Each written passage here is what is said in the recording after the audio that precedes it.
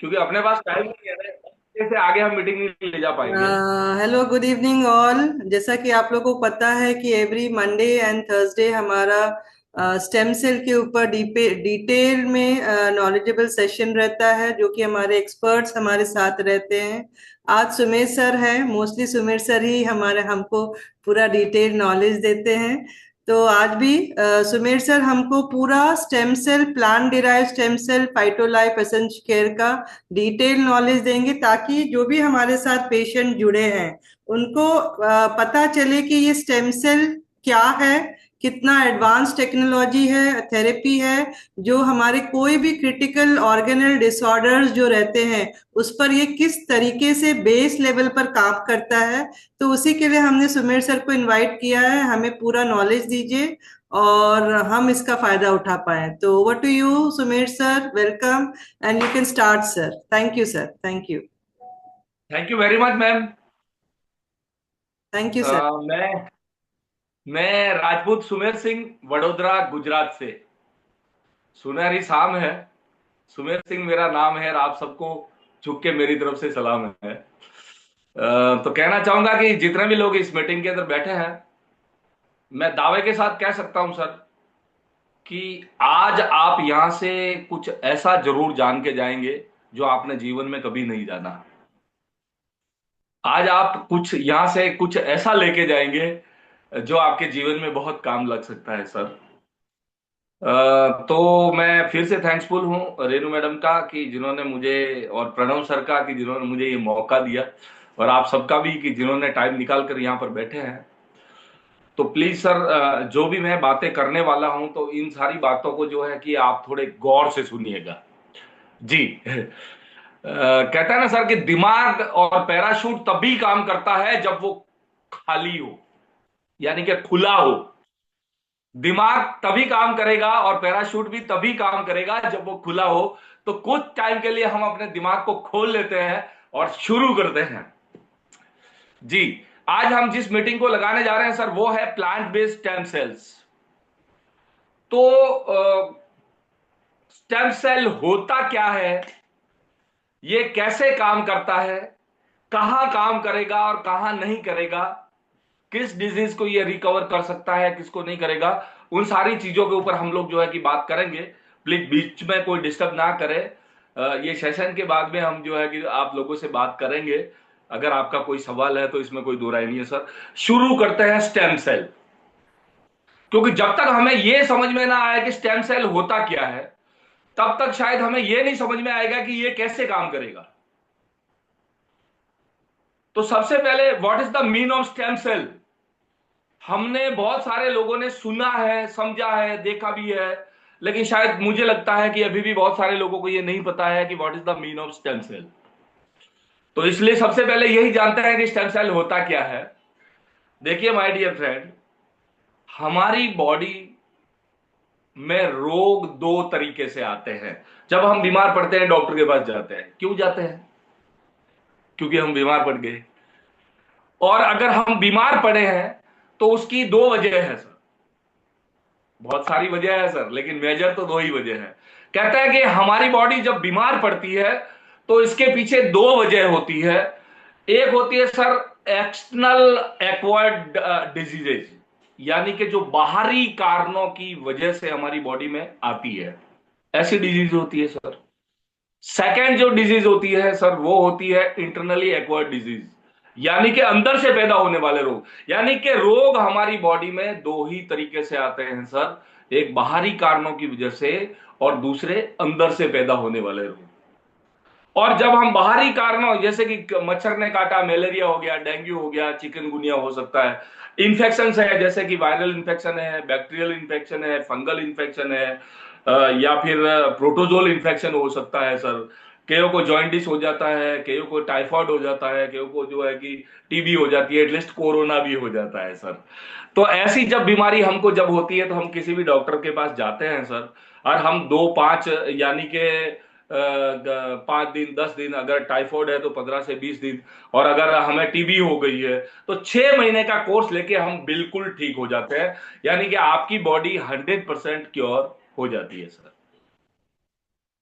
लेकिन सर जो internally acquired disease है, जो अंदर से पैदा होने वाले रोग है, वो एक बार आपकी बॉडी में आते हैं तो वो ऐसे आते हैं कि फिर वो परमानेंट ही हो जाते हैं सर। फिर वो परमानेंट हो जाते हैं। आपको अच्छा नहीं लग रहा, आपको थोड़ा कमजोरी फीलिंग आ रहा है, आप जो है कि चलने में थक जाते हैं, आपको मतलब कि कुछ मजा नहीं आ रहा, आप डॉक्टर के पास गए और आपने रिपोर्ट करवाया, और रिपोर्ट में जो है कि आप जो है कि डायबिटिक निकले, तो डॉक्टर ने बोला सर आपको डायबिटीज हो चुका है। तो आप बोलेंगे सर कि सर ठीक है, नो प्रॉब्लम, आप मुझे दवा लिख दीजिए, और उन्होंने जो है कि दवा लिख दी आपको। शॉक तब लगता है सर जब आप ये सवाल करते हैं कि सर अब मुझे ये लेना कब तक है। तो सवाल ये करते हैं कि जब लेना कब तक है, तो डॉक्टर साहब बोलते हैं कि सर अब आप जब तक जिंदे हैं तब तक आपको ये लेना है। यानी कि आपको लाइफ टाइम, यानी कि आप मर नहीं जाते तब तक आपको ये दवा लेनी है। इट मीन्स कि वो लाइफ लॉन्ग हो गया। माई मीन्स ये है सर कि अंदर से पैदा होने वाले रोग, चाहे वो डायबिटीज हो, चाहे वो बीपी हो, चाहे फिर वो किडनी रिलेटेड प्रॉब्लम हो, चाहे वो इंटेस्टाइन रिलेटेड प्रॉब्लम हो, चाहे वो न्यूरोलॉजिकल डिसऑर्डर हो, चाहे वो जो कि हार्ट रिलेटेड प्रॉब्लम हो, चाहे वो जो है कि पेनक्रियाज रिलेटेड प्रॉब्लम हो, चाहे वो मतलब कि लीवर रिलेटेड प्रॉब्लम हो, लंग्स प्रॉब्लम हो, ऐसी सारी प्रॉब्लम जब एक बार हमारे जीवन में आती है सर, या हमारी बॉडी में आ जाती है, तो वो कभी मिटाई नहीं जा सकती। यही फैक्ट है सर। तो सवाल ये आता है सर कि बाहर से आने वाले रोगों को मिटाया जा सकता है, तो अंदर से पैदा होने वाले रोगों को क्यों नहीं मिटाया जा सकता। हाँ, उनको कंट्रोल किया जा सकता है। आप डायबिटीज को कंट्रोल कर सकते हैं, आप बीपी को कंट्रोल कर सकते हैं, आप एक्स वाई जेड को कंट्रोल कर सकते हैं, मिटा नहीं सकते। ये सतत सनातन सत्य है सर। तो सवाल यही आता है कि क्यों नहीं मिटाया जा सकता सर। तो मैं जवाब ये दूंगा सर कि इसलिए नहीं मिटाया जा सकता क्योंकि वो कोई डिजीज ही नहीं है। आपका सवाल हो सकता है सर कि डिजीज कैसे नहीं है सर, क्या डायबिटीज रोग नहीं है, क्या बीपी रोग नहीं है, क्या किडनी फेलियर रोग नहीं है? नहीं है सर। सच कहूं तो ये रोग ही नहीं है सर। इसको कहा जा सकता है ऑर्गेनल डिसऑर्डर। और जितने भी ऑर्गन, देखिए आपको अगर बीपी है दैट मीन्स सर्कुलेटरी सिस्टम का डिसऑर्डर है। अगर आपको डायबिटीज है दैट मीन्स वो जो है कि पेनक्रियाज का डिसऑर्डर है। अगर आप डायलिसिस कराने जा रहे हैं दैट मीन्स किडनी का डिसऑर्डर है सर। अगर आप पैरालिसिस में है, या फिर पार्किंसन में है, या फिर एपिलेप्सी में है दैट मीन्स आप ब्रेन का डिसऑर्डर है सर। ऐसी बहुत सारी, यानी कि वो डिसऑर्डर्स हैं, वो डिजीज नहीं है सर। और डिसऑर्डर की वजह से उनसे संबंधित जितने भी ऑर्गन होते हैं वो सारे डिस्टर्ब होते हैं, और उनके संबंधित सारी बीमारियां हमारे घर में, यानी कि हमारी बॉडी में आ जाती है सर। जी। तो सर अगर इसमें से निकलने का कोई उपाय है ही नहीं सर। क्यों नहीं है, इसके पीछे भी हम लोग जाएंगे। इसको क्योर करने का कोई तरीका नहीं है सर। इसको आपको लाइफ टाइम, देखिए आपकी किडनी है, आपकी किडनी में एक बार डिसऑर्डर आ गया दैट मीन्स वो लाइफ टाइम है। अब आपके पास एक ही तरीका है, या तो आप किडनी ट्रांसप्लांट करें या फिर जो है कि मरे। दो में से एक तरीका है सर। कैसे है वो भी मैं आपको बताऊंगा। तो ये जो है कि सारी प्रॉब्लम्स जो आ रही है वो सेल्स की वजह से आती है सर। और अब सेल्स का नाम आया तो थोड़ा सेल्स के बारे में भी जान लेते हैं। हमारी बॉडी में वैसे देखा जाए तो सर माइक्रो में माइक्रो, अगर सबसे कोई माइक्रो चीज है तो वो है सेल्स। सेल्स को जो है कि हिंदी में कहा जाता है कोश। और कोश इतना माइक्रो हो सकता है कि एक जो बूंद होती है ब्लड की, उसके अंदर करोड़ों से ज्यादा सेल्स हो सकते हैं सर। तो आप समझ सकते हैं कि हाँ जो है कि सेल्स कितने माइक्रो हो सकते हैं। हमारी बॉडी में अलग अलग प्रकार के 220 से ज्यादा प्रकार के सेल पाए जाते हैं सर। और लेकिन हम उन सारी चीजों के ऊपर ज्यादा जो है कि डिस्कशन नहीं करेंगे। 220 किसी को याद नहीं रहता सर, बहुत कम लोगों को याद रहता है। लेकिन अगर मोटे मोटे तौर पे कहा जाए तो हमारी बॉडी में जो है कि दो प्रकार के सेल पाए जाते हैं सर। एक प्रकार का वो सेल है that is called normal cell या फिर जनरल सेल, और दूसरी प्रकार का जो सेल है उसको कहा जाता है स्पेशलाइज्ड सेल। सबसे पहले हम थोड़ा नॉर्मल सेल के बारे में जानते हैं कि नॉर्मल सेल की खासियत क्या होती है सर। नॉर्मल सेल का मतलब होता है कि वो जो है कि उसकी खासियत यह है कि वो हमारी एडी से लेके यानी पैर से लेके सिर तक सभी जगह अवेलेबल होता है। यस सर, सभी जगह अवेलेबल होता है। सेकेंडली, ये नॉर्मल सेल रोज, हर रोज मिलियंस एंड ट्रिलियंस मरते हैं और इनके सामने नए भी पैदा हो जाते हैं सर। यानी कि ये सेल मर भी जाते हैं और ये नए भी पैदा होते हैं। ये तो रहा हमारा नॉर्मल सेल। दूसरा हमारा जो सेल है sir, that is called specialize cell. और स्पेशलाइज सेल की खासियत यह है सर कि सबसे पहले तो वो सभी जगह नहीं मिलता, वो स्पेशली स्पेसिफिक किसी ऑर्गन के अंदर ही मिलता है।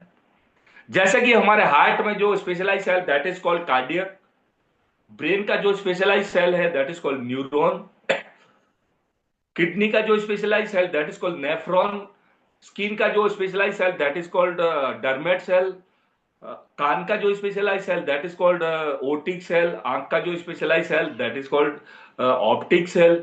तो इस प्रकार से जो है कि बहुत सारे सेल्स हैं सर। तो इतना सबका नाम तो मैं नहीं ले सकता, लेकिन ये है सर कि ये स्पेशलाइज सेल स्पेसिफिक किसी ऑर्गन में ही मिलते हैं। यानी कि हार्ट के लिए जो स्पेशलाइज सेल है वो कार्डियक सेल है और वो कार्डियक सेल हार्ट में ही मिलता है एंड स्पेशलाइज स्पेसिफिक ऑर्गन के लिए ही काम करता है। यानी हार्ट का जो स्पेशलाइज सेल है वो हार्ट के लिए ही काम करेगा, ब्रेन में जाके आपकी बॉडी को मैनेज करने का, कंट्रोल करने का, मैसेजिंग का आदान प्रदान करने का, सोचने विचारने का काम नहीं करता। क्योंकि वो जो है सिर्फ पंपिंग ही कर सकता है, वो ब्रेन में जाके ये काम नहीं करता।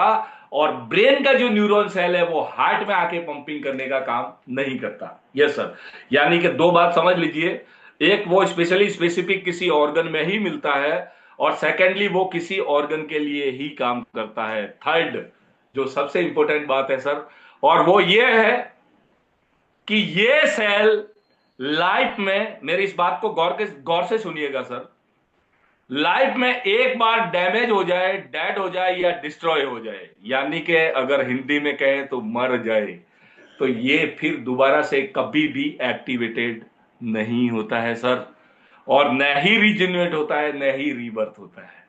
और इसीलिए इनसे संबंधित जितने भी रोग होते हैं अपनी बॉडी में, जिनको इंटरनली एक्वायर्ड डिजीज कहा जाता है, वो एक बार आपकी बॉडी में आते हैं और ऐसे आते हैं कि फिर वो कभी नहीं जाते, जब तक कि आप जीवित है वो आपके साथ ही रहता है सर। जी जी।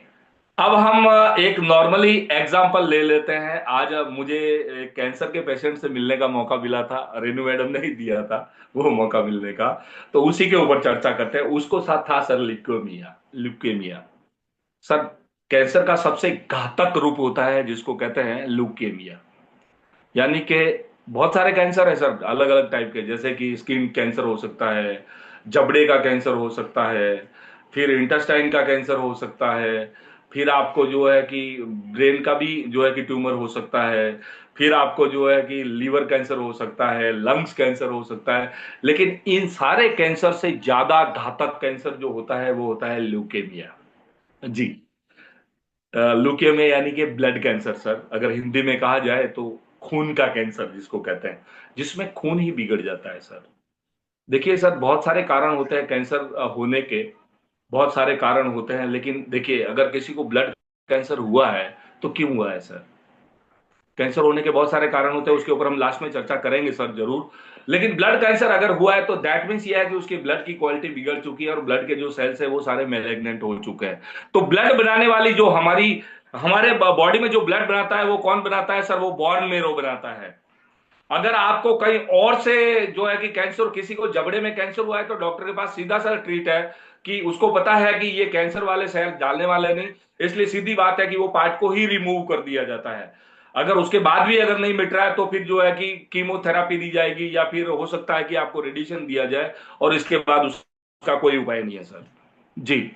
लेकिन सर ब्लड कैंसर में तो जो है कि हम किसको रिमूव करें वो भी नहीं है। जी। तो सीधी सी बात एक ही आती है सर कि ब्लड कैंसर में सीधा ही सीधा शुरू करवाया जाता है, और वो क्या करवाया जाता है, कीमोथेरापी।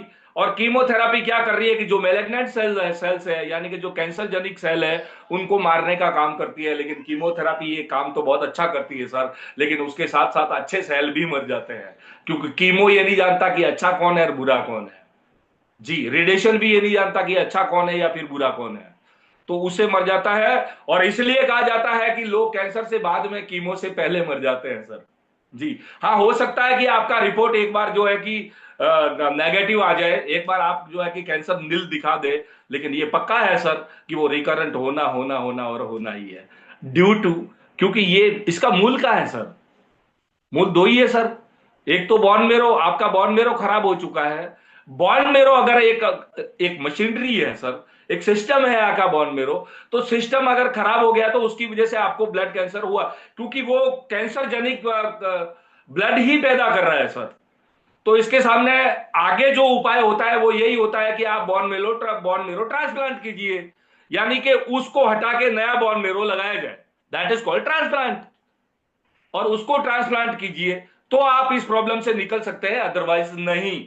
लेकिन सर जिसकी वजह से कैंसर हुआ है, क्योंकि बॉन मेरो क्यों खराब हुआ था, कैंसर के साथ सेल सभी की बॉडी में होते हैं सर, लेकिन ये तभी माथा उचकते हैं जब आपकी इम्यूनिटी डाउन हो जाती है सर। और जब आपकी इम्यूनिटी डाउन हुई, आपके इम्यूनो सेल्स डैमेज हो चुके हैं, आपकी इम्यूनिटी की वजह से ये हुआ है, तो आप दोबारा अगर आप ट्रांसप्लांट भी करेंगे तो फिर से कैंसर होगा, दैट इज फाइनल सर। ये होगा होगा और होगा, आज ही हमने केस देखा है सर। जी, तो ये होना है सर। तो ये इसी के ऊपर हम लोग एक एग्जांपल लेते हैं, दूसरा एक एग्जांपल लेते हैं सर हम लोग किडनी के ऊपर। मान लीजिए किसी की किडनी खराब है। किडनी का काम क्या है हमारी बॉडी में, जैसे कि बॉन मेरो का काम है ब्लड को बनाना, ऐसे ही हमारी किडनी का काम है ब्लड को प्यूरिफिकेशन करना, यानी कि फिल्ट्रेशन करना। एक्चुअली किडनी ये फिल्ट्रेशन नहीं करती sir, kidney is a mechanism. उसके अंदर जो न्यूरॉन सेल्स, सॉरी, जो क्या कहते हैं उसको, नेफ्रॉन, नेफ्रॉन सेल्स है, वो गलनी के सेफ के होते हैं, और उनका काम है कि ब्लड को जो है कि फिल्ट्रेशन करे। मान लीजिए आपकी किडनी में 1,000 सेल है, बहुत ज्यादा होते हैं सर, लेकिन फॉर एग्जाम्पल समझने के लिए 1,000 सेल है, और 1,000 सेल में से 500 सेल मान लीजिए कि डेड हो गए। उसके कारण बहुत सारे, उसके ऊपर हम नहीं जा रहे, मैं फिर कह रहा हूं नहीं जा रहे क्योंकि बहुत टाइम लग जाएगा।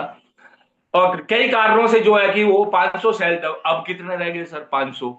तो ब्लड का फ्लो तो वो का वो है, और ब्लड का फ्लो वो का वो है, तो क्या जो 1,000 कर सकते थे वो 500 कर पाएंगे सर?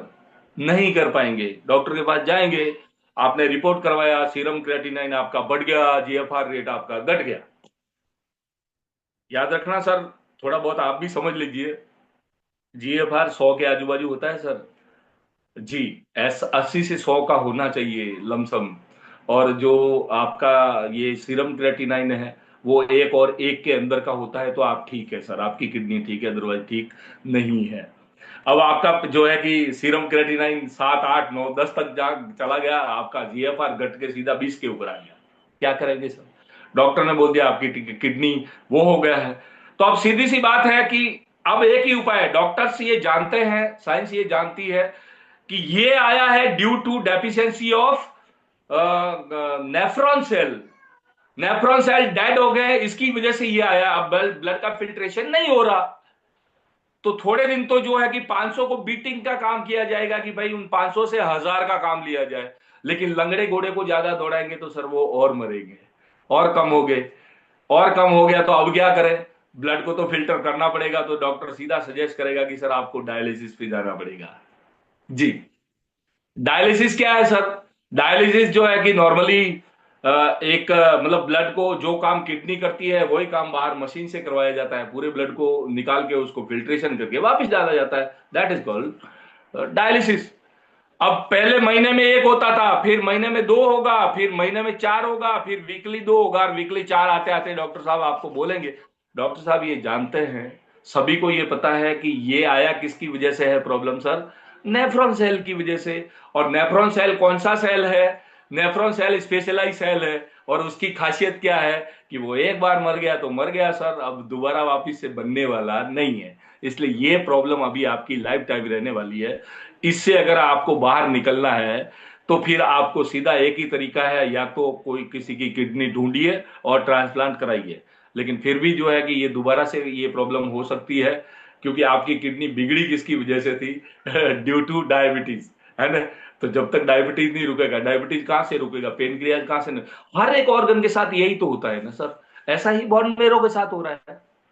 तो अभी हमारे पास ट्रांसप्लांट के अलावा और कोई उपाय होता नहीं है सर लास्ट में। और अगर हम ट्रांसप्लांट में समर्थ नहीं है तो फोटो फ्रेम तैयार कर दीजिए सर। जी, झूठ नहीं बोलूंगा सर, मैं जो सच है सो सच ही कहूंगा। जितने भी कैंसर के पेशेंट है सर, मैं दावे के साथ कह सकता हूं, मैंने बहुत कैंसर के पेशेंट आज तक देखे हैं। 2015 से हूं सर इस सिस्टम में, 10 साल हो चुके हैं। और 10 साल के अंदर मैंने इस एक्सपर्ट, मतलब कि मैं स्टेम सेल एक्सपर्ट रह चुका हूं और बहुत सारे पेशेंट देखे हैं। और देखने के बाद में ऐसा लगता है सर कि सिर्फ 1% कैंसर के पेशेंट को छोड़ के बाकी के जो है कि जितने भी पेशेंट है, दुनिया की कोई हॉस्पिटल सर हमारे इंडिया की जो है कि उनको 3 साल से ज्यादा की लाइफ नहीं दे सकती सर। जी, खैच खैच खैच के कैसे क्या, पहला रिम सर्जरी कर दिया, कीमो दे दिया, रेडिएशन दे दिया, ये दे दिया, वो दे दिया, खैच खैच के 3 साल लंबा सकती है, इससे ज्यादा नहीं सर। सॉरी सर, यही सच है। जी, या फिर क्या करेंगे ट्रांसप्लांट का? अब ट्रांसप्लांट में सबसे पहले कोई देने वाला चाहिए, डोनर कौन है? दूसरी बात, इतना जो है कि एक्सपेंसेस भी आता है, जो एफर्ट करने वाला भी चाहिए, जो हर किसी के बस की बात नहीं है सर। जी, हर किसी के बस की बात नहीं है। जी, तो यही सारी नीति जो है कि हर एक ऑर्गन, फिर वो हार्ट रिलेटेड प्रॉब्लम हो या फिर न्यूरोलॉजिकल डिसऑर्डर हो, kidney related problem, lungs related problem हो, जितने भी इंटरनल एक्वायर्ड डिजीज है सर, जिसको डिजीज कहा जाता है इंटरनल एक्वायर्ड, तो उन सबको अगर आपको अपने आप को क्योर करना है तो ट्रांसप्लांट के अलावा और दूसरा कोई तरीका नहीं है, और वो भी परमानेंट नहीं है सर। कई लोग करवा चुके हैं सर, बोन मेरो भी ट्रांसप्लांट करवाया है कई लोगों ने, लेकिन उसके बाद भी रिकरेंट हुआ है और हुआ है। जी, तो इस प्रॉब्लम से अगर आपको और मुझे निकलना हो तो क्या करना पड़े? जितने भी मेरे भाई यहां पर विद्वान बैठे हैं, अपने दिमाग को दौड़ाइए सर।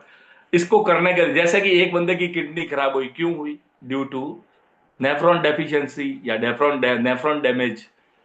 नेफ्रॉन सेल डैमेज हुआ इसलिए हुआ। अगर किसी को ब्लड कैंसर हो चुका है तो वो उसका बॉन मेरो डैमेज है, बॉन मेरो खराब है, खराब प्रकार के सेल पैदा कर रहा है, इसलिए हुआ। तो सर, हम अगर कुछ ऐसा करें कि नेफ्रॉन सेल वापिस से बना दे, कि किसी का लीवर खराब है, हिपेटिटिक सेल वापिस से बना ले, किसी का जो है कि ब्रेन में प्रॉब्लम है तो न्यूरॉन सेल वापिस से बना दे, हार्ट में प्रॉब्लम है तो कार्डियक सेल अगर वापिस से बना दे, या वापिस बन जाए, या उतनी संख्या में बन जाए जितनी जरूरत है, तो इस प्रॉब्लम से छुटकारा हो सकता है, अदरवाइज तो नहीं हो सकता सर। लेकिन हमारा साइंस तो यह कहता है कि ये संभव ही नहीं है। नहीं है सर, ये संभव नहीं है। लेकिन कहता है ना सर कि एक वर्ग है जिसको साइंटिस्ट कहा जाता है, जहां हम सोचते हैं कि अभी कुछ नहीं हो सकता, उसके बाद वो सोचना शुरू करते हैं सर कि यहां पर बहुत कुछ हो सकता है। तो इसी के बारे में रिसर्च चला सर, और रिसर्च चलने पर यह पता चला कि अगर हमें एक बार पता चल जाए कि भाई ये नेफ्रॉन सेल बने कहां से, या फिर ये कार्डियक सेल कैसे बनते हैं, कैसे हिपेटिटिक सेल बनते हैं, कैसे न्यूरॉन सेल बनते हैं, कैसे डर्मेट सेल, कैसे, तो हम इनसे रिलेटेड जितने भी प्रॉब्लम्स है उसको परमानेंटली क्योर कर सकते हैं। तो इस आपको जानना पड़ेगा कि आपकी और मेरी उत्पत्ति कैसे हुई, क्योंकि हम भी पूरे 5-6 फीट के व्यक्ति हैं सर, आप भी है, आप भी पूरे व्यक्ति हैं, तो आपके अंदर सारे ऑर्गन है, आप स्वस्थ है, तो आपके अंदर ये ऑर्गन बने कैसे? अगर ये पता चल जाए तो सर हम हो सकता है कि इसका कोई सॉल्यूशन ढूंढ ले। तो इसको जानने के लिए आपको जानना पड़ेगा सर कि आपकी मेरी उत्पत्ति कैसे हुई। और इसको समझने के लिए सर्वप्रथम ऐसा है सर कि एक स्त्री बीज और पुरुष बीज, जिसको कहा जाता है स्पर्म एंड ओवा। जब स्पर्म एंड ओवा का फ्यूजन होता है तो सर्वप्रथम स्त्री गर्भ में पहला सेल जन्म लेता है, जिसको कहा जाता है जाइगोट। और ये इतना माइक्रो होता है सर कि इसको देखने के लिए माइक्रोस्कोप की जरूरत पड़ती है। जी, आप जितने भी लोग यहां पर बैठे हैं, मेरे भाई और बहन जितने भी यहां पर बैठे हैं, आप और मैं, हम सभी एक दिन अपनी माता के गर्भ में एक जाइगोट के रूप में ही थे। अब सेल की जो प्रकृति होती है वो ये होती है कि वो अपने आप को मल्टीपल करता है, और वो अपने आप को डिवाइडेशन करता है। अब एक सेल में से दो बना, दो में से 200, 200 में से 2000, 2000 में से 2 लाख, 2 करोड़, दो, यानी कि एक सेल का गोला बन गया सर माता के गर्भ में। और धीरे धीरे 9 महीना पूरा हुआ, और 9 महीने के बाद में जब डिलीवरी आई, तो हमने कभी नहीं सुना होता सर कि किसी स्त्री गर्भ से कोई सेल का गोला बाहर आया हो। हमने क्या सुना होता है सर, क्या देखा होता है कि एक बढ़िया सा सुंदर मजे का बच्चा, यानी कि एक चाइल्ड जो है कि जिसके 100% ऑर्गन है, लंग्स, लिवर, किडनी, फलाना ये वो ते सब के साथ पैदा होता है। तो रिसर्च का विषय यही बनता है सर कि वो सेल के गोले में ऐसा तो क्या हुआ। वो तो सेल का गोला ही था सर, उसमें ऐसा तो क्या हुआ, ऐसा तो क्या हुआ कि उसके अंदर से हाथ बन गए, आंख बन गई, कान बन गई, नाक बन गया, लंग्स बन गया, लीवर बन गया, ब्रेन बन गया, ये बन गया, वो बन गया। तो सर साइंटिस्टों ने उस गोले के जो बाहर की तरफ सेल थे उन सेलों को नाम दिया टोटीपोटेरन सेल, और जो अंदर की तरफ जो सेल थे, अंदर की दीवार की तरफ, उनको नाम दिया गया प्लूरीपोटेरन सेल। और प्लूरीपोटेरन सेल में कुछ सेल, सर वो करोड़ों सेल का गोला है, लेकिन 500, 300, 500 सेल ऐसे हैं जिनको कहा जाता है मदर सेल। वो सेल ऐसे होते हैं कि जिनके अंदर ये क्वालिटी होती है कि वो अपने आप को स्पेशलाइज सेल में कन्वर्ट कर सकते हैं। That is called stem cell.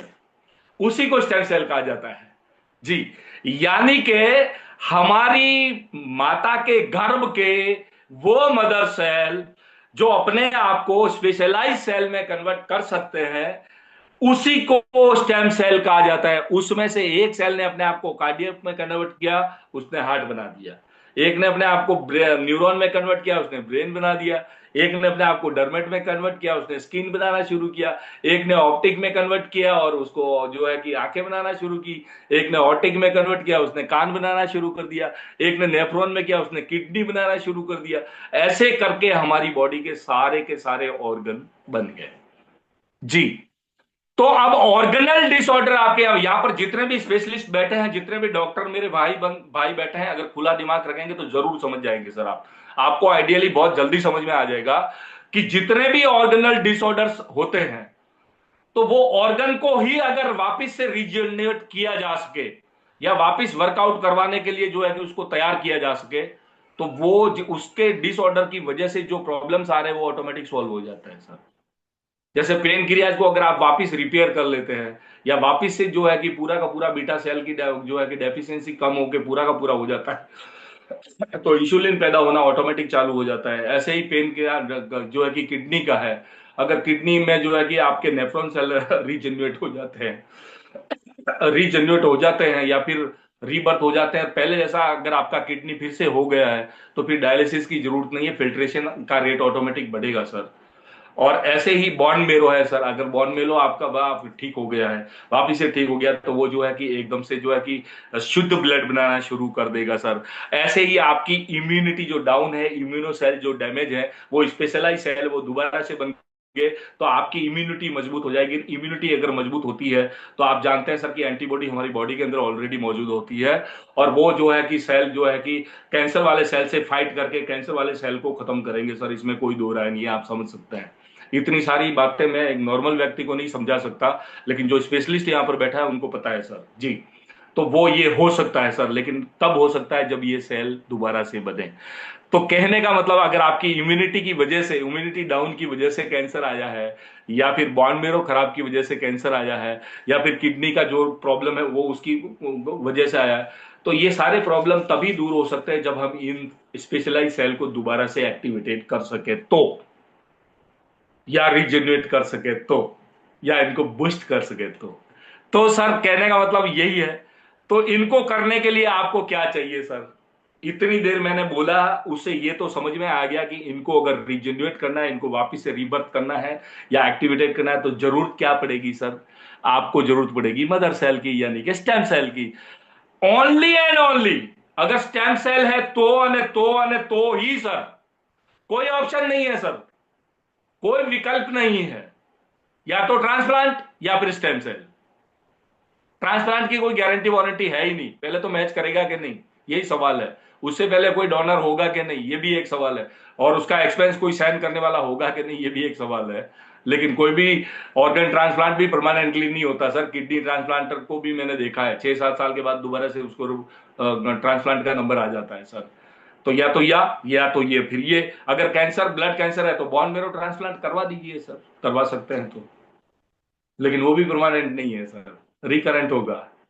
लेकिन अगर हमारा ही बोन मेरो वापिस से बन जाए तो उसके लिए हमें क्या चाहिएगा सर? उसके लिए हमें चाहिए स्टेम सेल यानी कि मदर सेल। इस बात का तो अभी क्लियर हो गया सर। अब सवाल ये आता है कि हमें ये पता चल गया कि स्टेम सेल से ये जितने भी अनक्योरेबल डिजीज है वो सारे के सारे मिटाए जा सकते हैं। लेकिन स्टेम सेल मिलेगा कहां, अवेलेबल कहां कहां पर है सर? तो स्टेम सेल के जो प्रकार हैं वो है सर 3 प्रकार के स्टेम सेल होते हैं। एक होता है ह्यूमन स्टेम सेल, यानी कि सबसे पहले तो हम खुद, हमारे पास लंग लिवर किडनी वगैरह वगैरह सब कुछ है, तो हमारे पास भी स्टेम सेल होना चाहिए। अगर हमारे पास स्टेम सेल नहीं होता तो हमारे ऑर्गन ही नहीं बनते। और अगर हमारे पास स्टेम सेल है तो जो ऑर्गन में प्रॉब्लम आई है तो वो रिकवर क्यों नहीं हो रही है सर? क्योंकि ये तो बॉडी का तरीका होता है सर, वो अपने आप को, कहता है ना हर ऑर्गन अपने आप को रिपेयर करता है सिर्फ दांत को छोड़ के। दांत अपने आप को रिपेयर नहीं कर पाता, बाकी सब ऑर्गन अपने आप को ऑटो रिपेयरेबल है सर। जानते होंगे यहाँ पर जितने भी जो है कि नॉलेजेबल लोग बैठे हैं। तो सर फिर वो ऑटो रिपेयर क्यों नहीं हो रहा? तो इसकी एक वजह है सर, मैं आपको बता देता हूं कि जब बच्चा पैदा होता है तो बच्चे और मां के बीच में जो नाड़ होती है सर, अम्बिलिकल कॉर्ड, प्लेसेंटा जिसको कहते हैं, उसको जैसे ही कट करेंगे आप, और कट करते ही ऊपर वाला स्विच ऑफ कर देता है। क्या स्विच ऑफ कर देता है? देखिए सर, एक बच्चे को, एक एक व्यक्ति को क्या चाहिए? 2 आंखें, 2 कान, दो मतलब कि एक नाक, 2 किडनी वगैरह वगैरह, आपका पूरा बॉडी बन गया। अभी आपको 4 आंखों की जरूरत तो है ही नहीं, नहीं 4 कान की जरूरत है। तो जैसे ही वो नाड़ को कट करते हैं with in few second sir, या विद इन शॉर्ट टाइम, आपका जो है कि आपका जो स्टेम सेल है वो परमानेंटली, यानी बच्चे और मां का stem cell permanently dormant form में चला जाता है सर। डोरमेंट फॉर्म को अगर हिंदी में कहने जाए तो उसको कहते हैं सर सुषुप्त अवस्था। सुषुप्त अवस्था यानी कि आपके पास स्टेम सेल है लेकिन वो कैसा है? इनएक्टिव है सर, 100% इनएक्टिव। इसका मतलब वो मर गया ऐसा भी नहीं है सर, मैं सुषुप्त अवस्था कह रहा हूं। यानी कि अगर आपके पास मोबाइल फोन है वो बहुत अच्छा काम करता है, लेकिन जब वो डिस्चार्ज हो जाता है तो बंद हो जाता है। इट मीन उसको फेंक थोड़ी देते हैं सर, अब वो अभी भी फोन तो है, वो सब काम कर सकता है, लेकिन उसको चार्ज करने की जरूरत होती है, यानी कि वो इनएक्टिव है। सेम वे में उसी को डोरमेंट फॉर्म कहा जाता है। तो माता और बच्चे के, यानी कि हमारे जो स्टेम सेल है वो 100% इनएक्टिव है, वो काम लगेंगे नहीं। Second option, second option sir हमारी ये स्किन है। आपने देखा होगा सर कि अगर आपको कहीं भी जो है कि कट लग जाए या कुछ घाव बन जाए तो वापिस भर जाता है। आपकी अंगुली काट देते हैं सर, दोबारा से उगेगी क्या? नहीं उगेगी। लेकिन आपका घाव क्यों भर गया? क्योंकि स्किन के जो 3 लेयर्स होते हैं, एपिडर्मल, एंडोडर्मल एंड हाइपोडर्मल, ये 3 एरिया होते हैं सर। तो हाइपोडर्मल एरिया में एक्टिव स्टेम सेल होते हैं सर। और आजकल ये मार्केट में चल भी रहा है। किसी की किडनी खराब है, किसी का लीवर खराब है, किसी का बोन मेरो में तकलीफ आ गया है, ल्यूकेमिया हो चुका है, या हार्ट में या ब्रेन में, तो लोग जो है कि स्किन में से जो है कि ये एक्टिव स्टेम सेल लेके ट्रांसप्लांट करवाते भी हैं सर, इम्प्लांट करवाते भी है। लेकिन सर दुख की बात यह है कि बहुत ज्यादा खर्चा होता है, बावजूद इसके 10 से 20% ही रिजल्ट है जी। और भी एक तरीका है सर, जैसे कि ल्यूकेमिया वाला का तो बॉन मेरो वैसे ही खराब है, लेकिन मान लीजिए कि कोई किडनी वाला है तो वो बॉन मेरो में से भी जो है कि स्टेम सेल ले सकता है सर, क्योंकि बॉन मेरो के पास भी एक्टिव स्टेम सेल होता है, क्योंकि उसे भी हर रोज नया ब्लड बनाना होता है सर जी। बॉन मेरो में से भी ट्रांसप्लांट किया जा सकता है। तो ये दो है, आप चाहे तो करवा सकते हैं, लेकिन बहुत खर्चीला है, लेकिन रिजल्ट इन दोनों के 10 से 20% ही है, इससे ज्यादा नहीं है। ऐसे कई पेशेंट में मिल चुका हूं सर। थर्ड है सर, आजकल जो है कि जब बच्चा पैदा होता है तो बच्चे के और माँ के बीच में जो नाड़ होती है, जैसे कि मैंने अभी बात किया था अम्बिलिकल कॉर्ड की, तो उसको प्रिजर्व करने की बहुत सारी बैंकें शुरू हुई है। हमारे यहाँ बड़ौदा में तो जो है कि इंदू ब्लड बैंक और रिलायंस वाले और ये लोग सब प्रिजर्व करते हैं -196 डिग्री टेम्परेचर में। इसको जो है कि आप 25 30 40 साल के लिए भी प्रिजर्व करके रख सकते हैं। और वो इसलिए रखते हैं सर कि भविष्य में वो बच्चा जब बड़ा होता है और उसको कोई ऐसी अनक्योरेबल डिजीज हो जाए, तो उस नाड़ में से जो है कि उस ऑर्गन के लिए स्टेम सेल लेके उस ऑर्गन के लिए कल्चर और कल्टीवेट करके जेते ऑर्गन में अगर इम्प्लांट किया जाए तो उसके रिजल्ट बहुत अच्छे मिलते हैं सर। और 90% वो बंदा ठीक हो सकता है। उसको कहते हैं एम्ब्रियोनिक स्टेम सेल सर। और एम्ब्रियोनिक स्टेम सेल के बहुत अच्छे रिजल्ट हैं। तो यहाँ पर जितने भी मेरे भाई लोग बैठे हैं, अगर उनको उनके पास नाड़ है तो वो उससे जो है कि ट्रीट करा सकते हैं। लेकिन उसके भी कुछ जो है कि फीड मतलब कि उनके भी जो है कि ड्रॉबैक है। और वो क्या है, सबसे पहले एम्ब्रियोनिक स्टेम सेल जो है कि अपने ही डीएनए में काम लगता है, दूसरों को नहीं लगता। सेकेंडली, मान लीजिए किसी की कार्टिलेज की प्रॉब्लम है, दोनों घुटनों में तकलीफ है, अगर लेफ्ट साइड के घुटने में आपने इम्प्लांट कराया तो ये ठीक होगा, राइट साइड वाला नहीं ठीक होगा। थर्ड, कॉस्ट ऑफ थेरापी में ऐसा है सर कि जैसी बैंक वैसे खर्चा 80,000 से लेके लाख, 1.25 लाख और 1.5 लाख रुपया पर पर ईयर का उसका चार्ज होता है सर, रेंट का। अगर कोई बंदे के ने आपने डिपॉजिट करवाया है तो 30 साल रखा है तो 30 साल तो 30 लाख रुपया तो आपको खाली उसका रेंट ही देना होता है। उसके बाद अगर उसको यूज करने का नंबर आया तो जैसा सेंसिटिव ऑर्गन होता है उतना खर्चा होता है सर। तो ये जो है कि हर किसी के हाथ में आ जाए ऐसी जो है कि नहीं है सर। और मुझे लगता है कि यहाँ पर जितने भी लोग बैठे हैं उन सबके पास नाड़ तो है ही नहीं, क्योंकि पहले किसी को पता ही नहीं था, और किसी को पता था तो इंडिया में ऐसा कोई सिस्टम ही पहले नहीं था सर। जी, अभी बहुत सारे लोग कर रहे हैं सर। भले लाखों करोड़ों रुपया खर्चा होता है, बावजूद इसके भी लोग करते हैं सर। जी, बहुत सारे लोग इसको डिपॉजिट करके रखते हैं। तो ये तो हुआ हमारा ह्यूमन स्टेम सेल सर। अब दूसरा आता है सर, देखिए सेल किस में मिलता है, उसकी 3 शर्तें हैं। पहला तो वो लाइव होना चाहिए। सेकंड, उसके एक से ज्यादा ऑर्गन होने चाहिए।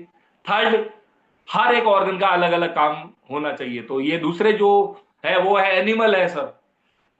एनिमल के अंदर जैसे गाय, घोड़ा, बकरी, गधा वगैरह वगैरह जो भी हुए, इनके अंदर भी स्टेम सेल है सर। ये भी जीवित है।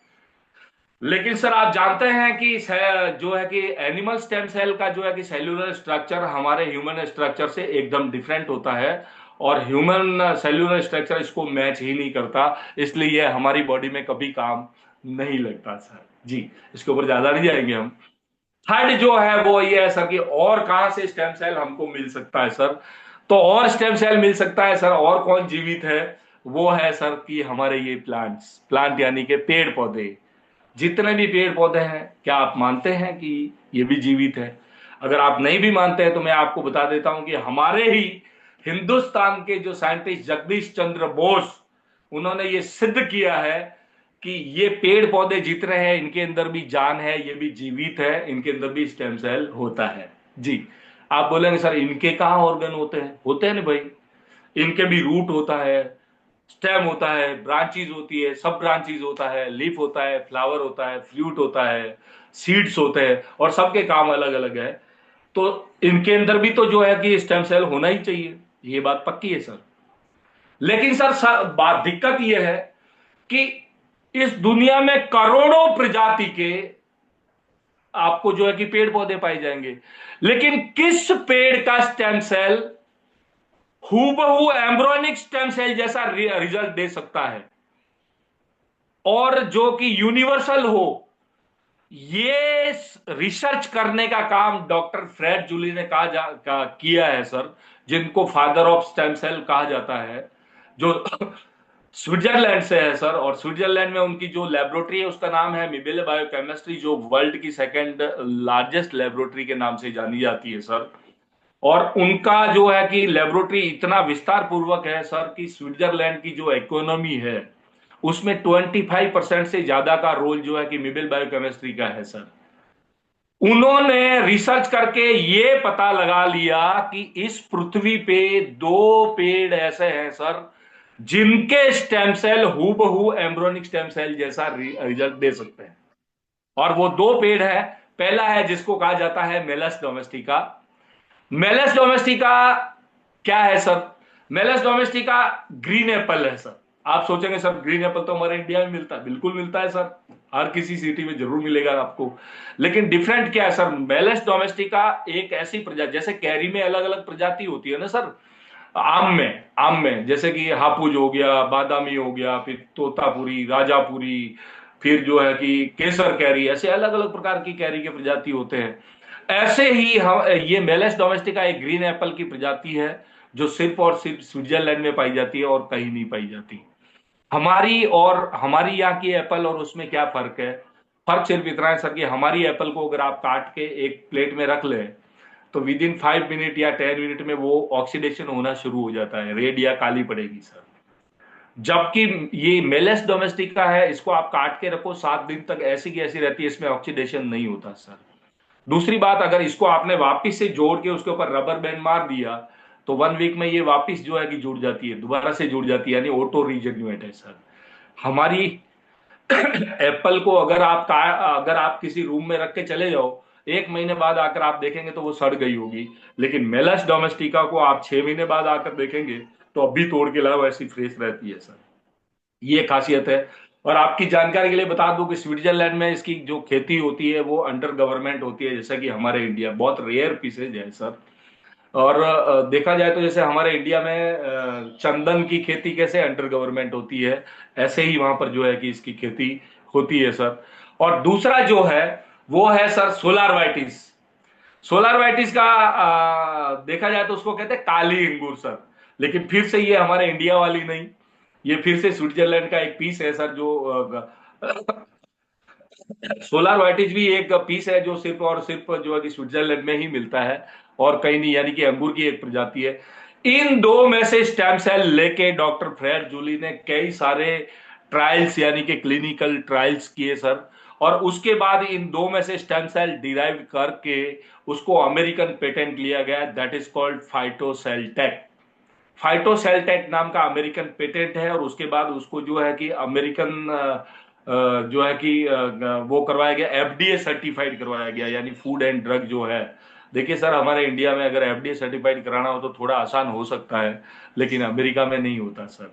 अगर यूएस में आपको एफडीए सर्टिफाइड कराना है तो उसके बहुत सारे क्लिनिकल ट्रायल्स दिखाने होते हैं। इसकी वजह यह है सर कि देखिए, भूत निकाल के पलीत नहीं लगना चाहिए, यानी कि एक प्रॉब्लम को हमने मिटा दिया लेकिन उसकी वजह से दूसरे 3 प्रॉब्लम नहीं आनी, यानी कि साइड इफेक्ट नहीं होने चाहिए। और इतना सारा करने के बाद उसके वो जो है कि उसके अंदर 15 इंग्रेडिएंट और मिलाए गए हैं सर। और वो 15 इंग्रेडिएंट में 7 टाइप्स ऑफ बेरी है जो हाईली एंटी मतलब कि हाईली जो है कि हाईली न्यूट्रिएंट है सर। और दूसरे जो जैसे कि एस्टाजेंटिन, अगर जानने वाले लोग जानेंगे सर, एस्टाजेंटिन, उसके बाद जो है कि मेलन एसओडी है, फिर जो है कि सी बॉक्टून है, उसके बाद जो है कि ये हमारा ऑलिव ऑयल यानी कि उसका एक्सट्रैक्ट होता है, दैट इज कॉल्ड एलिवेडा। ऐसे टोटल 17 इंग्रेडिएंट मिला के आपके सामने जो थेरापी रखी गई है, that is called stem cell therapy. और उसका नाम है सर एसेंस केयर। जिसने भी आपको बताया हो वो थेरापी जो है कि इतनी गजब है सर कि इसके अंदर दूसरे इंग्रेडिएंट देखिए, ये काम क्या करेगी।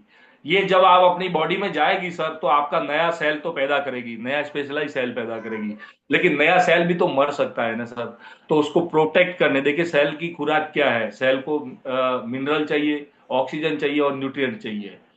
तो मिनरल ऑलरेडी 75% हमारी बॉडी में है। ऑक्सीजन जो है कि ऑलरेडी हमारा हीमोग्लोबिन जो है कि पूरा कर देता है सर।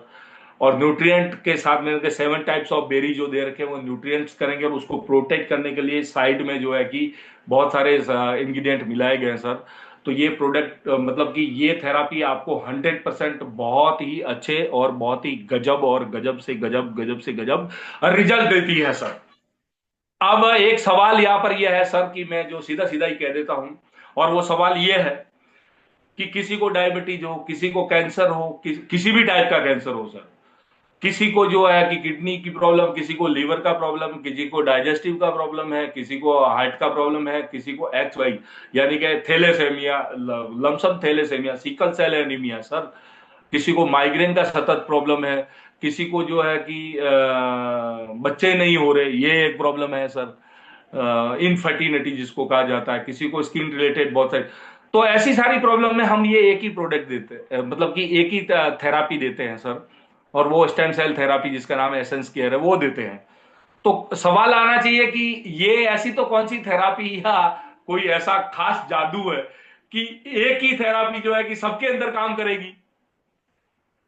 तो सर सवाल कहने का मतलब सिर्फ इतना ही है सर कि एक्चुअली इसके पीछे जो वजह है वो ये है सर कि देखिए कोई सी भी थेरापी या कोई सा भी सिस्टम आपको रिजल्ट तभी देगा सर जो वो आपकी बॉडी में इंटेक हो। और किसी भी चीज को इंटेक करने के लिए चार वे हमारे पास मौजूद है, या तो हम खा सकते हैं, पी सकते हैं, चबा सकते हैं, या फिर इंटरवीनस इंजेक्शन के द्वारा हम जो है कि इंटर करवा सकते हैं। पांचवा एक ट्रैक है sir, that is called sublingual applications. यानी कि ये एक परीक्षी के फॉर्म में मैं आपको दिखाना चाहूंगा सर।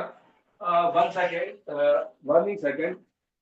ये इस प्रकार का जो है कि एक पैकेट आता है और इसके अंदर जो है कि ये इस प्रकार की एक जो है कि परीक्षी फॉर्म में आता है सर। ये पूरा थेरापी जो है कि परीक्षी फॉर्म में आता है। इसके अंदर पाउडर फॉर्म में ये जो कि स्टेम सेल है, एक्टिव स्टेम सेल है sir, plant based stem cell जिसको कहा जाता है। इसको तोड़ के टंग के नीचे यानी कि जीभ के नीचे जो है कि हमें रखना होता है सर। भूखे पेट बन सकता है तो आप जो है खाने के बाद भी ले सकते हैं, उसके बाद भी रिजल्ट देगा, लेकिन भूखे पेट लेके तो ज्यादा इजी रहेगा। उसके पीछे भी रीजन है सर, वो कभी बताएंगे आपको। तो ये याद रखते हैं तो सर इसलिए ये टंग के नीचे रखा जाता है कि हमारी जीभ के नीचे 1600 से ज्यादा ब्लड कैपिलरीज के ओपनिंग है जो सीधे थैलेमस के साथ अटैच है सर। और ये जब टंग के नीचे रखा जाता है तो ये सीधा थैलेमस में जाता है, और थैलेमस यानी कि ब्रेन के पास जाता है, और ब्रेन हमारी बॉडी का मैनेजर है सर। हमारी बाहर से जो चीज आती है उसकी कहां पर जरूरत है या कहां नहीं जरूरत है ये हमारे ब्रेन को पता है सर, हमें नहीं पता। हमारे ब्रेन को पता है क्योंकि हमारा ब्रेन मैनेजर है सर। उसको समझने में बहुत ज्यादा टाइम लगेगा, इतना ज्यादा दिमाग आपको नहीं लगाने की जरूरत, लेकिन ये वहां जाता है और वहां से ये सीधा ब्लड में चला जाता है सर। और सीधा जब ब्लड में जाता है तो आप इतना समझ लीजिए कि ब्लड तो हमारी बॉडी के हर एक सेल तक, हर एक टिश्यू तक जाता है, हर एक ऑर्गन तक जाता है जी। तो मान लीजिए कि एक बंदे को बोन मेरो की तकलीफ है यानी कैंसर की तकलीफ है, एक बंदे को डायबिटीज भी है, और उसको साथ में जो है कि किडनी का प्रॉब्लम भी है, तीन ही प्रॉब्लम है। तो ब्लड जो है कि जैसे ही किडनी के पास जाएगा तो हमारी बॉडी को बताने की जरूरत नहीं है कि उसको क्या चाहिए, उसको जो चाहिए होता है वो ऑटोमेटिक एब्जॉर्ब करती है सर जी। और वही ब्लड आगे जाके पेनक्रियाज में जाएगा तो वो उसको जरूरत है, वो ऑटोमेटिक एब्जॉर्ब करेगी। वही ब्लड आगे चल के बोन मेरो के पास जाएगा तो बोन मेरो भी उसको एब्जॉर्ब करता है सर।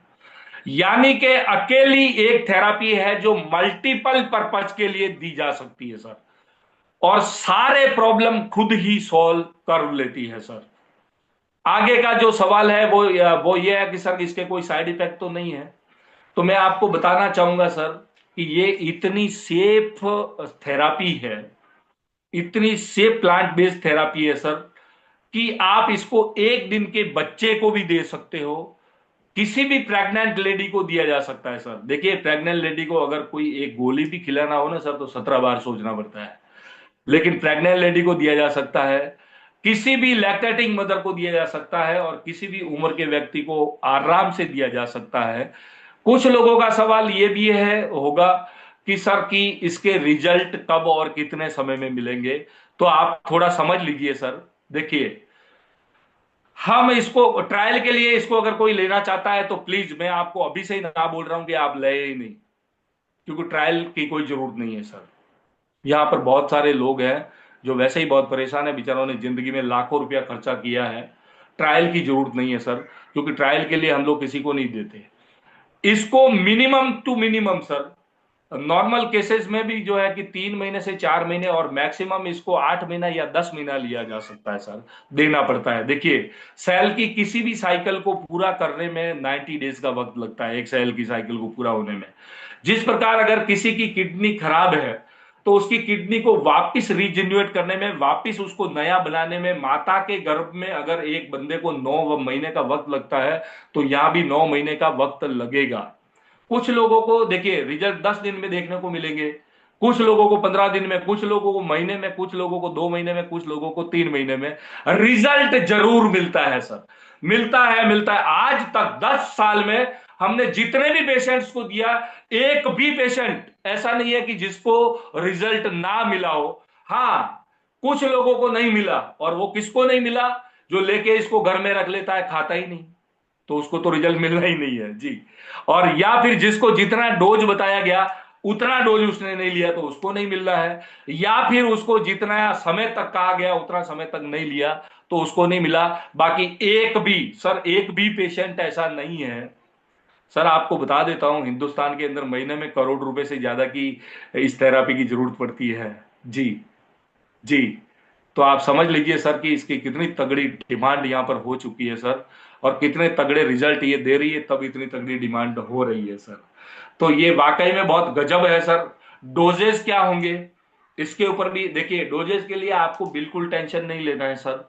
आपका आपको जिसने भी यहाँ पर बुलाया है इस सेशन में, उस एक्सपर्ट से आप जो है कि अपनी रिपोर्ट को भिजवाइएगा, या फिर आपका पेशेंट है उसकी रिपोर्ट को भिजवाएगा। वो आपको डोजेस जो है कि सजेस्ट कर लेगा सर, कि आपको डेली किस तरीके से कितना समय तक लेना पड़ेगा, और रोज का कितना लेना है। देखिए कुछ केसेस में हम लोग जो है कि रोज का एक सैचेट भी देते हैं, कुछ केसेस में रोज के दो सैचेट भी होते हैं, और कुछ केसेस में हम लोग जो है कि रोज के 4 सैचेट भी देते हैं, और अमुक केसेस में जो है कि रोज के 6 सैचेट भी देना जरूरी होता है सर।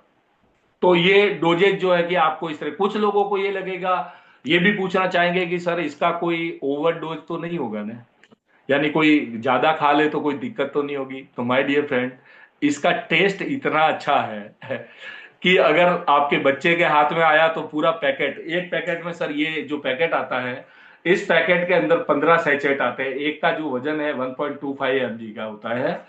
तो ये पूरा पैकेट आपका बच्चा एक ही दिन में खा सकता है, या खा लेगा सर। तो बच्चे को कुछ नहीं होगा सर, नो टेंशन, उसको कोई प्रॉब्लम आने वाली नहीं है। लेकिन आपका जो ओवरडोज का मतलब कि इफेक्ट है, वो आपकी जेब के ऊपर आएगा और कहीं नहीं आएगा, और जो है कि आने वाला नहीं है।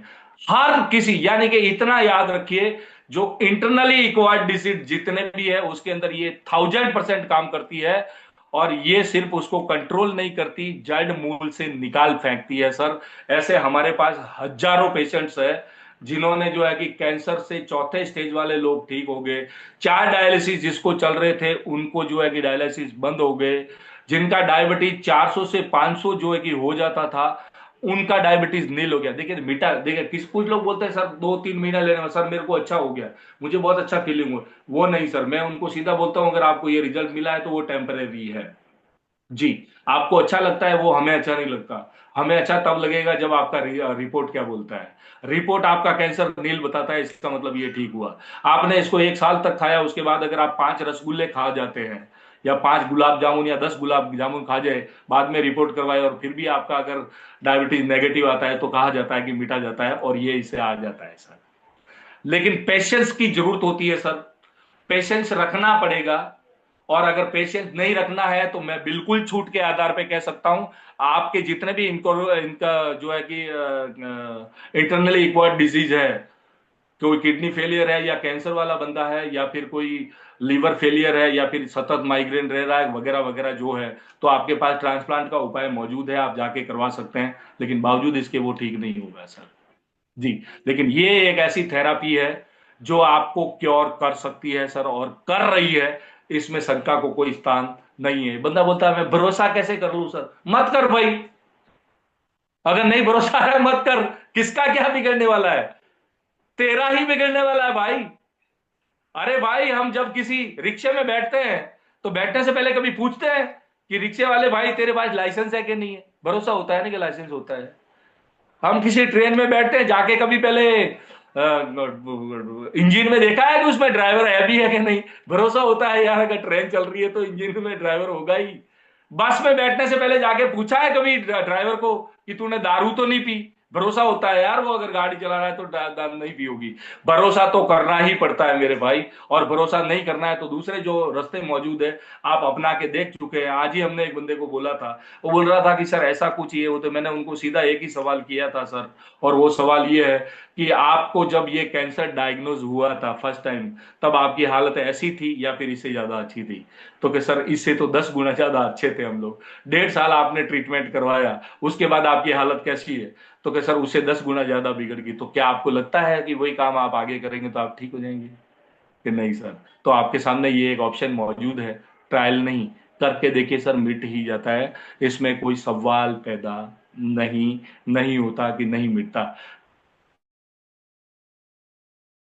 कैंसर किसी, थोड़ा सा पेशेंस रखिए और थोड़ा सा बिलीफ के साथ जो है कि आपको शुरू करना है, इसके कोई साइड इफेक्ट नहीं है। मैडम, अगर किसी का कोई सवाल है तो आप ले सकते हैं, आपके पास जो है कि मुझे लगता है टाइम बहुत कम ही है। हाँ सर, लमसम मेरा तो मैंने एक्चुअली में जवाब दे ही दूसरा दिया है। मीटिंग भी है इसके लिए। हाँ, एक सवाल जो खास करके लोग कर रहे थे, मैं शॉर्ट में जवाब दे देता हूँ। आज मैडम का ही सवाल था कि किसी का अगर हार्ट में हॉल हो गया हो तो क्या वो रिकवर हो सकता है। तो मुझे तो खाली आपसे यही पूछना है मैडम कि आप खुद सवाल कीजिए अपने आप से कि हार्ट को बनाया किसने? कार्डियक सेल ने, है ना? और कार्डियक सेल ने ही हार्ट को बनाया है। अगर उसके अंदर किसी भी प्रकार का डैमेज आ चुका है तो वो ड्यू टू कार्डियक डेफिशिएंसी या डैमेज की वजह से है। अगर आपका स्टेम सेल दोबारा से हार्ट मतलब कि कार्डियक सेल बना देता है तो उसका तो वही काम है ना कि उसके अंदर जितनी भी प्रॉब्लम्स है उसको सॉल्व करेगा वो। तो ये पक्का है सर कि अगर किसी के हार्ट में हॉल भी हो चुका है तो बिना डरे आपको जो है कि जितना समय तक कहा जाए उतना समय आप लीजिए, वो हॉल अपने आप ही जो है कि भर जाएगा सर। जब आपकी चमड़ी कट जाती है तो वो दोबारा से मिल सकती है। तो अगर एक्टिव स्टेम सेल उसके अंदर जाता है तो फिर जो है कि आपके हार्ट का हॉल क्यों नहीं भरेगा, भर ही जाएगा। इसमें कोई शंका को बिल्कुल स्थान है ही नहीं। एक और सवाल है, फटाफट ले लेते हैं। कई लोग यहाँ पर एक्सपर्ट्स बैठे होंगे तो शायद उनका ये सवाल हो सकता है कि सर ये आप ह्यूमन स्टेम सेल की बात कर रहे हैं, ह्यूमन स्टेम सेल की आप बात कर रहे हैं, तो ह्यूमन स्टेम सेल हमारे पास हो तो हमारे ऑर्गन रीजनरेट हो सकते हैं या फिर स्पेशलाइज सेल दोबारा से बन सकते हैं। ये तो प्लांट स्टेम सेल है, तो इसको हम लेंगे तो हमारे पेट में जाके ये पेड़ पौधे क्यों ना पैदा करे, ये क्यों जो है कि हमारे ह्यूमन के जो है कि ऑर्गन को जो है कि रिजनरेट करेगा। तो सर एक्चुअली इसके पीछे का ये एक साइंस है कि जैसा कि मैंने शुरुआत में कहा था कि हमारे बॉडी में जो है कि ऑलरेडी स्टेम सेल मौजूद है, लेकिन वो कैसे हैं सर? डॉर्मेंट है, इनएक्टिव है। स्टेम सेल आपके हमारे पास है लेकिन इनएक्टिव है।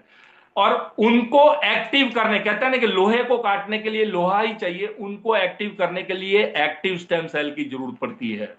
तो ये प्लांट स्टेम सेल जब हमारी बॉडी में जाता है तो हमारे पास जो मौजूद मौजूद इनएक्टिव स्टेम सेल है उसको जाके ये चार्ज करने का काम करता है, यानी कि ये अपना डीएनए और न्यूक्लियस उसमें ट्रांसफॉर्म करता है through epigenetic factor. Epigenetic factor के थ्रू उसको उसको जो है कि रिचार्ज करता है सर। और जैसे ही हमारा जो ह्यूमन स्टेम सेल है वो एक्टिव होता है, उसका तो काम ही है कि वो अपने आप को स्पेशलाइज सेल में कन्वर्ट कर लेता है।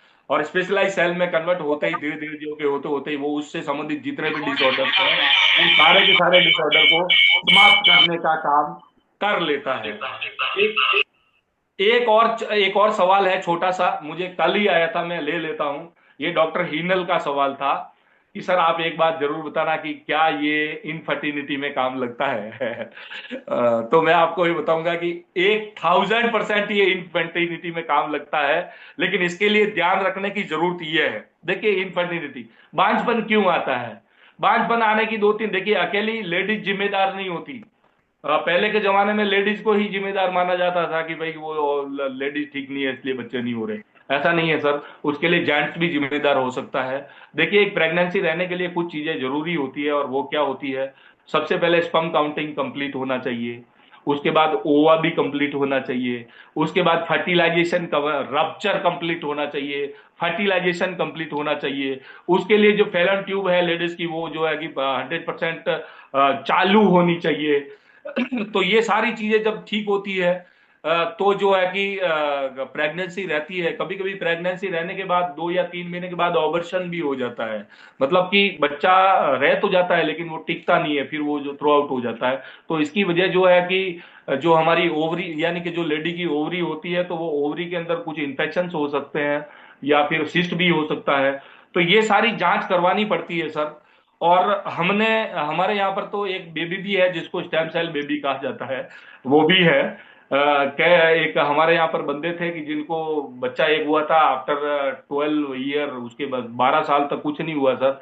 उन्होंने लास्ट में जो है कि आईवीएफ भी प्लांट करवाया था और आईवीएफ भी फेल हुआ। और उनको जब ये स्टेम सेल के बारे में पता चला तो उन्होंने शुरुआत की थी सर। तो सर फर्टिलिटी में जो है कि इनफर्टिलिटी में ये 100% काम करता है।